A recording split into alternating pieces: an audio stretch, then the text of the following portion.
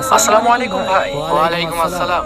আপনাদের মহল্লায় সব থেকে দরিদ্র মানুষ কে আছে? আমি খাবারটুকু তাকে দান করব। ভাই, আমাদের মহল্লায় আমি সব থেকে বেশি করি। ঠিক আছে ভাই, তাহলে এই খাবারটুকু রাখুন, আর আজ থেকে আমি প্রতিদিন আপনাদের জন্য খাবার দিয়ে যাব। ধন্যবাদ ভাই। আলহামদুলিল্লাহ। বাবা এখনো তো খাবার নিয়ে আসলো না। ধৈর্য ধরো বাবা, উনি এখনই আসবেন। আসসালামু আলাইকুম ভাই, আপনাদের জন্য খাবার নিয়ে এসেছি। এই নিন ভাই আপনাদের খাবার। ধন্যবাদ ভাই, আল্লাহ আপনার ভালো করুন। এই নাও বাবা, খাবারটুকু খেয়ে নাও।